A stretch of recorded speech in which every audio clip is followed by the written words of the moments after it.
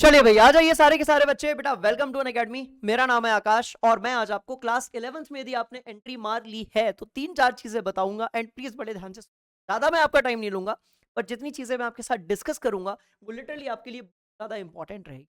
ठीक है, चलो भैया। तो मैं उम्मीद करता हूं कि अभी तक हमारे जितने भी स्टूडेंट्स हैं उन सब लोगों ने स्ट्रीम सेलेक्ट कर ली होगी। उसमें यदि कोई कंफ्यूजन है तो मैंने कल ही, ठीक है, कल ही आप सब लोगों की हेल्प के लिए स्ट्रीम कैसे सेलेक्ट करें एक शॉर्ट वीडियो बनाया हुआ है, तो आप उसको जाकर देख सकते हैं, लिस्ट में आपको मिल जाएगा। खैर, हम आते हैं काम की बात पर। सर 11th में आने के बाद हमको क्या क्या चीजें करनी है और कौन सी ऐसी रियलिटी होती है, बात समझ में आ रही है, जो हमें यदि स्टार्टिंग से पता होना तो हमारे लिए प्रिपरेशन करना, हमारे लिए 11th में अच्छा स्कोर करना थोड़ा सा आसान हो जाता है। बच्चों सबसे पहले हम बात करते हैं सिलेबस के बारे में। देखो ध्यान से देखो, सबसे इंपॉर्टेंट पार्ट यही वाला है।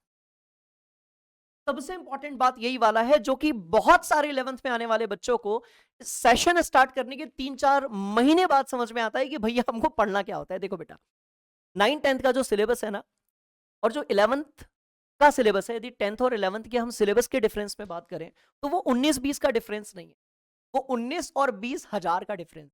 बात समझ में आ रही है? तो सबसे पहली बात ये, मैं एकदम टू द पॉइंट आपसे बात करूंगा सो दैट आप मेंटली प्रिपेयर हो जाइए। मैं बिल्कुल डरा नहीं रहा हूं, मैं बिल्कुल रियलिटी आपके साथ डिस्कस कर रहा हूं। बहुत ध्यान से। 11th क्लास का जो सिलेबस है वो 10th क्लास से थोड़ा ज्यादा नहीं है, वो बहुत ज्यादा। और उसके पीछे कारण क्या है? देखो 10th क्लास में आपको ना हर चीज पढ़नी होती थी। मैथ्स भी पढ़ते थे, साइंस भी पढ़ते थे, इंग्लिश भी पढ़ते थे, एसएसटी भी पढ़ते थे, एनवायरमेंटल साइंस भी पढ़ते थे, मॉरल साइंस भी पढ़ते थे, बहुत सारी चीजें आप पढ़ते थे क्लास 10 तक। तो आप एक तरीके से ना जनरल एजुकेशन का पार्ट हुआ करते। बात समझ में आ रही है? पर जब आप 11th क्लास में जाते हो, आप अपनी एक स्ट्रीम जो है वो सेलेक्ट जब आप कर लेते हो, तो आप एक स्पेसिफिक डायरेक्शन में जाना स्टार्ट कर देते हो कि साइंस वाला अब जो है उसका ज्यादा या पूरा ही फोकस जो रहेगा वो साइंस के ऊपर रहेगा। अब वो हिस्ट्री, सिविक्स, ज्योग्राफी जैसी जो चीजें होंगी उसको पढ़ेगा ही नहीं, मतलब वो उसके एटलीस्ट आपका जो एजुकेशनल सिलेबस है उसका तो वो पार्ट है नहीं। तो 11th में हम थोड़े से स्पेसिफिक हो जाते हैं, तो हम ना थोड़े नहीं, हम काफी डेप्थ में जाकर बात करते हैं। तो सबसे पहली बात ये कि बेटा इस बार आपका सिलेबस बहुत ज्यादा है, तो यदि आप ये सोच रहे हो कि हम 10th बोर्ड देकर आए हैं और इस साल हम रिलैक्स कर लेते हैं, तो प्लीज ऐसा मत सोचो। ऐसा करोगे तो ये बहुत बड़ी गलती होगी। दूसरी बात ये, कुछ बच्चे सोचते हैं कि यार नेक्स्ट ईयर बोर्ड्स है, अगले साल हम पढ़ाई कर लेंगे, इस बार थोड़ा सा चिल मारते हैं, 11th में कौन पढ़ता है ना भैया, दीदी लोग बताते भी तो यदि ऐसा है तो ऐसा अपने को बिल्कुल भी नहीं सोचना है। क्लास 11th में आपको, मेरी बात बहुत ध्यान से सुनना, क्लास 11th में आपको क्लास 12th से भी ज्यादा मेहनत करनी, क्योंकि इस बार आपका सिलेबस कंपैरेटिवली ज्यादा है, आप लोग बिल्कुल भी फ्लो में नहीं हो। इस बार आपको एकदम डेप्थ में बहुत सारी मेहनत करनी है। हम वो सारी चीजें करवा देंगे, बट पहले मैं आपको बता दूं रियलिटी क्या है। क्लियर हो गई बात? तो पहली रियलिटी यह है कि इस बार आपका सिलेबस बहुत ज्यादा रहेगा, स्टार्टिंग से आपको मेहनत करनी पड़ेगी। दूसरी रियलिटी, देखो जब हम छोटी क्लासेस में होते हैं ना, 8 9 10, तो वहां पर हमारे ऐसे कॉन्सेप्ट होते हैं, ये मेरा फेवरेट सब्जेक्ट है, मैं यही सब्जेक्ट ज्यादा पढ़ूंगा। इधर पे ऐसा फेवरेट सब्जेक्ट वाला सिस्टम मत रखिए। बहुत सारे अपने अपने सीनियर्स भैया दीदी लोगों को देखा होगा, जैसे फॉर एग्जाम्पल कोई कोई भी एक बच्चा है जिसने साइंस लिया हुआ है। अब फॉर एग्जाम्पल किसी का ना केमिस्ट्री फेवरेट है, अब वो क्या करता है, ले देकर केमिस्ट्री पढ़ता है बेटा, और बाकी सब्जेक्ट्स पे फोकस ही नहीं करता। अब मैं आपसे कह रहा हूं कि आपका जो रिजल्ट आएगा वो सिर्फ एक सब्जेक्ट से नहीं आएगा। बात समझ में आ रही है? तो आपको ना सारे सब्जेक्ट्स पढ़ने पड़ेंगे। अब ये जरूरी है कि आप सारे सब्जेक्ट्स में इंटरेस्टेड तो नहीं हो सकते भाई। हमारा जो ब्रेन है वो हर एक चीज में इंटरेस्टेड हो, ये जरूरी थोड़ी है। जैसे बहुत सारे बायो वाले बच्चे जो होते हैं, ठीक है, उनकी बायोलॉजी मतलब फेवरेट होती है, तो क्या करते हैं वो, कोई भी सब्जेक्ट लेकर बैठे, बात समझ में आ रही है, कोई भी सब्जेक्ट लेकर बैठे, थोड़ी देर बाद चलो यार बायो पढ़ लेते हैं। एक एग्जांपल दे रहा हूं मैं, ऐसा दूसरे सब्जेक्ट्स के साथ भी होता होगा, बट बायो स्टूडेंट्स के साथ कंपेरेटिवली ज्यादा होता है। कुछ भी लेकर बैठा, 15-20 मिनट देखा वेखा, अरे मजा नहीं आ रहा है, सेल माइटोकॉन्ड्रिया पढ़ेंगे ज्यादा मजा आएगा, चलो। तो फिर क्या करते हैं, वो उसको बंद करते हैं, फिर अपना फेवरेट। देखो भाई, अपने फेवरेट सब्जेक्ट को आप कितना भी पढ़ोगे, 100 आउट ऑफ 100 से ज्यादा इसको नहीं कर पाओगे, आपका टोटल परसेंटेज जो है वो डैमेज हो जाएगा।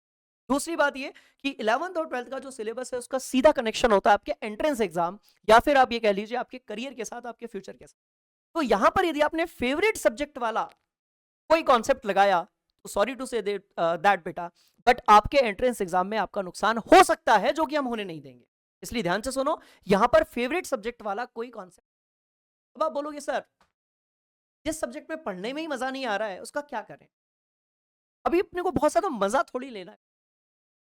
ऐसे सब्जेक्ट जिसको आपको पढ़ने में मजा नहीं आ रहा है, आप इंटरेस्ट नहीं दिखा सकते, बट उस सब्जेक्ट की प्रिपरेशन में आप टीचर के साथ इन्वॉल्व तो हो सकते हो ना। आप इन्वॉल्व होइए, थ्योरी एंड कॉन्सेप्ट को बढ़िया से अंडरस्टैंडिंग बिल्ड कीजिए, और उसके बाद आप ढेर सारे क्वेश्चंस लगाइए। आई रिपीट, आपका मन नहीं है तो भी आप उसके ढेर सारे क्वेश्चंस लगाइए। ये बड़ी क्लास है, सिर्फ थ्योरी पढ़ने से आपका काम नहीं चलने वाला है, आपको ढेर सारे क्वेश्चंस लगाने पड़ेंगे। बात समझ में आ गई? तो पहला, सिलेबस ज्यादा है भाई, स्टार्टिंग से भिड़ना पड़ेगा। क्लियर है? अब इन सब की ना सॉल्यूशन भी दूंगा अभी मैं आपको, ऐसा नहीं कि मैं आपको डरा रहा हूं, बट मैं एकदम मैटर ऑफ फैक्ट आपसे डिस्कस। बात समझ में आई? दूसरा, फेवरेट सब्जेक्ट वाला अपने को भैया प्लीज, कोई भी सब्जेक्ट आपका फेवरेट हो, ठीक है, उस पर अपने को नहीं जाना है, नहीं तो वो क्या होगा, तो आप एक सब्जेक्ट में फोकस्ड हो जाओगे और बाकी जगह पर आपका रिजल्ट जो है वो गड़बड़ हो जाए। बात समझ में आ गई? तीसरा तीसरा which is very important, study material. अब बहुत सारे बच्चों को ये लगता है कि सर एक बात बताइए, अब तो हम बड़ी क्लास में आ गए, अब तो हम बड़े बड़े जो ग्रंथ जैसी किताबें होती हैं उससे पढ़ाई करेंगे, तो इसके चक्कर में हमारे बहुत सारे बच्चे एनसीईआरटी बुक, वेट, आप कितना भी स्टडी मटेरियल रखिए, ठीक है, अभी शिखर सर ने इस पर बहुत बढ़िया वीडियो बनाया, तो वो भी आप देख सकते हो। आप कितने भी किसी सब्जेक्ट के अपने पास स्टडी मटेरियल रखिए, बट एनसीईआरटी इज मैंडेटरी। अब ना इसमें मैं एक चीज और बताता हूं जो बच्चों के साथ प्रॉब्लम हो। हमको क्या लगता है ना कि एक सब्जेक्ट के यदि हम 4 अलग अलग पब्लिकेशन की या 4 अलग अलग टाइप बुक्स अपने पास रखेंगे तो हमारी तैयारी ज्यादा। देखो टाइम लिमिटेड है, यदि एक ही सब्जेक्ट की 4 अलग अलग बुक से पढ़ोगे तो कोई एक बुक भी आपकी कभी कंप्लीट नहीं। और जितना ज्यादा आप पढ़ोगे, ठीक है, जितना ज्यादा आप पढ़ोगे, बार बार यदि अलग अलग किताबों से आप पढ़ोगे तो फिर आपका टाइम डिस्ट्रीब्यूट हो जाएगा बेटा, आपके पास ना सेल्फ स्टडी का जो टाइम है ना वो नहीं बच पाए। बात समझ में आ रही है? तो आप ज्यादा स्टडी मटेरियल मत रखिए, एक एनसीईआरटी रखिए, ठीक है, और एक वो बुक रखिए जो आपके फैकल्टीज आपको रिकमेंड, जो भी आपके फैकल्टी।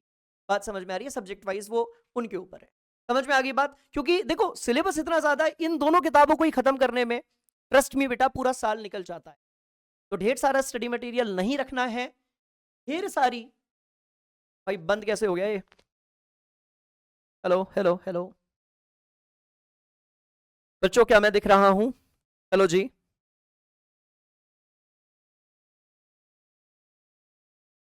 चलो चलो आ गया भैया, आ गया भैया, कैमरा भी हमारा जो है समझ गया इस बात को। चलो, तो क्या मेरी बात समझ में आ रही है? ढेर सारे स्टडी मटेरियल के चक्कर में मत पड़ना, फिर किसी दिन फ्रस्ट्रेशन होगा, यार इतना सारा स्टडी मटेरियल हमने परचेस करके रखा हुआ था और इस रिसोर्स का तो हम यूज। बात समझ में आ गई? तो तीनों चीजें अपनी क्लियर हो गई। स्टडी प्लान जो है, स्टडी प्लान का बहुत सिंपल सा कॉन्सेप्ट है, आपको सिर्फ थ्योरी नहीं पढ़नी है। बहुत सारे बच्चे क्या करते हैं, खूब ऐसा नहीं देखो बेटा कि आप लोग मेहनती नहीं हो या हार्ड वर्किंग, आप सब लोग हो, ठीक है। बहुत सारे बच्चे क्या करते हैं ना, खूब पढ़ाई करते हैं, खूब पढ़ाई करते हैं, वन शॉट रिवीजन, ये वो खूब पढ़ लिया, क्वेश्चन ही नहीं लगाते हैं यार। और पता है इसमें क्या होता है, फिर आपको लग रहा होता है कि सब कुछ आता है, कंसेप्ट भी आपका क्लियर है, पर जब एग्जाम में क्वेश्चन आता है ना, तब ये लगता है कि यार अब इसको स्टार्ट कैसे करें। ये सबके साथ होता है, ये मेरे साथ भी होता था कि हम पढ़ कर तो चले गए सर, सवाल लगाए नहीं, और जब क्वेश्चन पेपर सामने आया तो हमको कनेक्ट ही नहीं हो रहा है कि स्टार्ट कहां से करें। तो आई रिपीट, जितना आप पढ़ाई कर रहे हो उससे ज्यादा आप क्वेश्चन लगाइए। फॉर एग्जाम्पल, कोई भी एक टॉपिक आपने उठाया, कोई भी एक टॉपिक, केमिस्ट्री में मान लेते हैं रेडॉक्स रिएक्शन, मैं आपको रिडॉक्स रिएक्शन कितने भी बढ़िया तरीके से पढ़ा दूं, कितने भी एग्जांपल्स दे दूं, पर जब तक मैं उसके 15-20 क्वेश्चंस, अब छोटी क्लास तो नहीं है ना यार, 4 सवाल करोगे तो काम चल जाए, जब तक मैं उसके 15-20 डिफरेंट वैरायटी के क्वेश्चंस नहीं कराऊंगा, आपको एग्जाम में कॉन्फिडेंस। तो सिर्फ पढ़ने से कुछ नहीं होने वाला है बच्चों, आपको यहां पर क्वेश्चंस भी करने पड़ेंगे। 3-4 चीजें बेटा, इसको डायरी में लिख लो। बात समझ में आ रही है? वो सब मैं नहीं करूंगा, शेड्यूल बनाऊंगा एंड ऑल दैट, वो सब हम नहीं करेंगे, कभी फॉलो नहीं होता है, वो नशा हम सब ने किया हुआ है, तो वो ऐसा कुछ भी नहीं। बात समझ में आ रही है? तो आई थिंक मैंने सारे पॉइंट्स यहाँ पर कवर कर दिए हैं। फिर भी यदि कोई डाउट है तो आप प्लीज कमेंट में रख दीजिएगा। अब सवाल पैदा होता है, सर आपने तो सिलेबस बहुत सारा है, प्रैक्टिस बहुत सारी करनी है, स्टडी मटेरियल वाला जो कंफ्यूजन है वो भी दूर कर दिया मैंने, ठीक है। अब ये बताइए सर स्टार्ट कैसे करें? तो स्टार्ट करो भैया हमारे साथ, यानी कि अनअकैडमी के साथ। देखो बहुत सिंपल सी बात बताता हूं, पर ये बताने से पहले मैं आपको एक चीज सुनो, ये बताने से पहले मैं आपको एक बहुत अच्छी चीज बताता हूं, ठीक है। बहुत अच्छी चीज बेटा, मतलब देखो, अभी ना रिसेंटली क्लास 12th केमिस्ट्री की एग्जाम हुई है, ठीक है, तो सारे सेट तो मेरे पास नहीं पहुंचे, पर मेरे पास 3 सेट पहुंचे, पहला, दूसरा और तीसरा। क्लियर है? एक सवाल ये भी तो आएगा ना कि सर, अब आप बोलेंगे कि sir why we join Unacademy. मैं आपको बताता हूं बेटा, हम लोग जनरली, हमारी जो पूरी टीम है वो करती क्या है, हम पढ़ाते हैं, सभी पढ़ाते हैं, कोई दिक्कत वाली बात।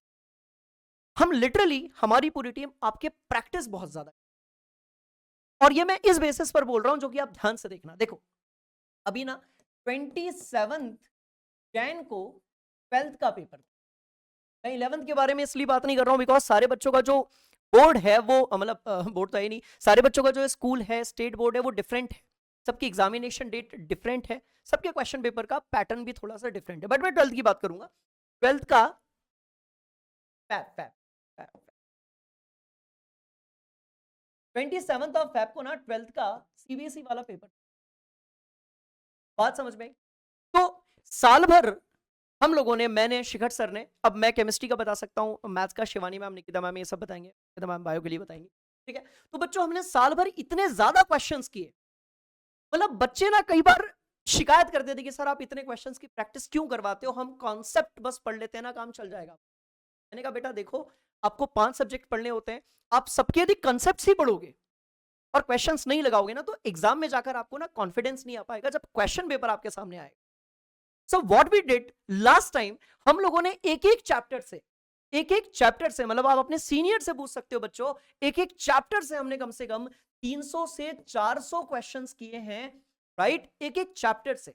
एनसीईआरटी एग्जाम्पलर, पीवाईक्यूज, अलग अलग टाइप के नीट लेवल के क्वेश्चंस, बहुत सारी चीजें हमने एक एक चैप्टर से, and you will come to know that, बड़ा ही मजा आएगा ये जानकर आपको, राइट, कि इस बार वो जो क्वेश्चंस हमने एक एक चैप्टर से इतने सारे लगाए थे, साल भर सिर्फ थ्योरी नहीं पढ़ी हमने, ढेर सारे क्वेश्चन जब हमने लगाए थे, ये उसका आउटकम निकल कर आया कि पहला वाला सेट था उसमें मार्क्स का एज इट इज उस पीडीएफ से आ गया, ठीक है, जिन पीडीएफ्स को मैंने साल भर करवाया, और 70 नंबर की थ्योरी में से 70 है वो सेट 1 में आया था उन पीडीएफ्स।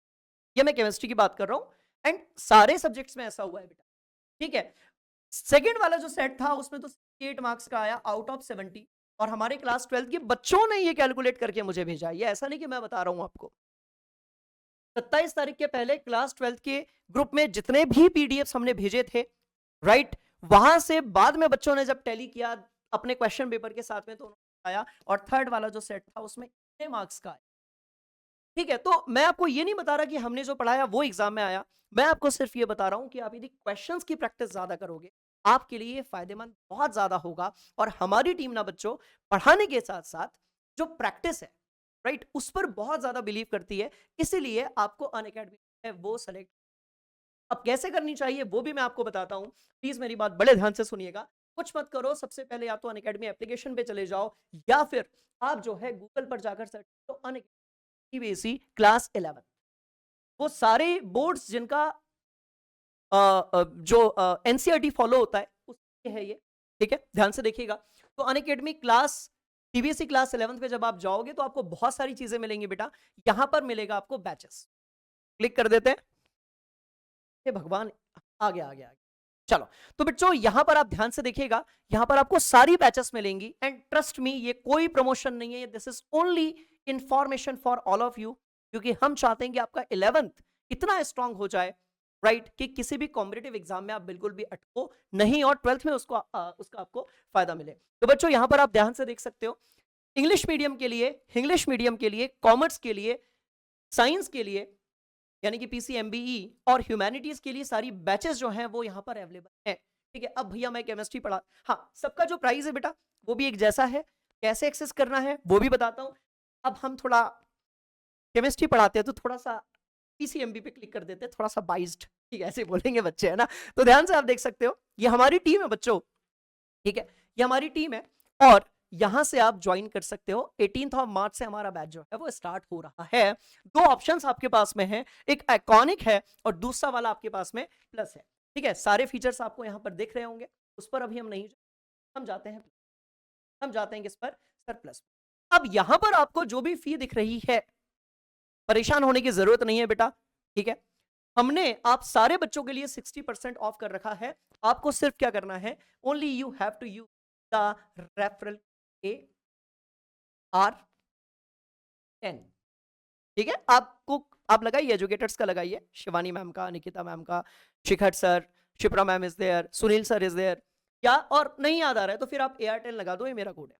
बात समझ में आ गई? आप इस पे अप्लाई करिए, देखते हैं कोई जादू होता है क्या। ध्यान से देखिएगा, ये मैंने बेटा इस पर अप्लाई किया and you will come to know कि सर क्या बात है। देखो 12 महीने के लिए 9,999 और 24 महीने के लिए, क्योंकि 12 भी तो करनी है ना अपने को, हैंगर प्रैक्टिस, तो ओनली 14,999। बात समझ में आ गई? आप मंथली भी देख सकते हो, वो सारी चीजें आपको यहाँ पर दिख रही होंगी, मुझे बहुत ज्यादा बताने की जरूरत नहीं है। तो आप ये चीजें हमारे साथ ज्वाइन कर सकते हो, जल्दी करो, क्योंकि फिर से वही बात, बहुत सारा टाइम यदि ये डिसाइड करने में लगाओगे कि पढ़ाई कैसे करनी है, कहाँ से करनी है, सिलेबस बहुत ज्यादा है बेटा, मैं नहीं चाहता कि बाद में फिर आपको रिग्रेट। क्लियर है बात? चलो बेटा, तो ये थी अपनी एक बड़ी इंपॉर्टेंट काम की बात। साथ साथ में एक और इंपॉर्टेंट चीज हमारे सारे बच्चों के लिए, साथ साथ में एक और इंपॉर्टेंट चीज हमारे सारे बच्चों के लिए, जो कि ऐसे बच्चे जो कि एक्सक्लूसिव जेडबल या नीट की प्रिपरेशन करना चाहते हैं, राइट? तो बेटा उनके लिए भी फी आपको यहां पर दिख रही है, as well as can use the code AR10। बात समझ में आ रही है? तो आप इससे भी जाकर कनेक्ट कर सकते हैं। पर मेरा इस शॉर्ट वीडियो को बनाने का सिर्फ एक ही मोटिव है, सबको आ ही जाएगा जब तैयारी करोगे। सिर्फ एक ही मोटिव है कि class 11th is not like the बड़ा भाई ऑफ क्लास 10th। बात समझ में आ रही है? This is simply the dadaji और pardadaji of the class 10th। There is not a difference between 19 and 20, it is actually the difference between 19 and 20,000 कह लो या 20 लाख कह लो। बात समझ में आ रही है? और इससे भी ज्यादा अच्छा फीडबैक क्लास 11th का आपको ना, ठीक है? और आप अग्री करोगे ये सारी बातों पर, जिसको मैंने आज यहाँ पर डिस्कस आप लोगों के साथ में किया हुआ है। तो अब बिना किसी देरी के बढ़िया से आ जाओ, वो प्रैक्टिस करते हैं, क्योंकि मुझे अगली बार ये वाला रिकॉर्ड और तोड़ना है। जब आप 12th में ये रिकॉर्ड ही मैं तोड़ना चाहता हूँ, कोई हीरोपंती वाली बात नहीं है। मैटर ऑफ फैक्ट, जब आप अलग अलग वैरायटी के ढेर सारे क्वेश्चंस करोगे, आपका इंटरेस्ट हो या ना हो, जिस क्वेश्चन को आपने क्लास में किया है, जब आपकी वो एग्जाम में आता है, अंदर से मोटिवेशन आता है, किसी शायरी वायरी की जरूरत नहीं होती। बड़ी प्रैक्टिकल सी बात है, जब ज्यादा सवाल हम लगाते हैं ऑटोमेटिकली कॉन्सेप्ट क्लियर होता है, उसमें किसी इंटरेस्ट की रिक्वायरमेंट नहीं। क्लियर हो गई बात? तो बच्चों बढ़िया से प्रैक्टिस करते हैं, अपना बेस क्लास 12th के लिए और कॉम्पिटिटिव एग्जाम्स के लिए स्ट्रॉन्ग करते हैं, और मिलते हैं class. Thank you so much, जय हिंद एवरीवन, बाय बेटा। Unacademy. Let's crack it.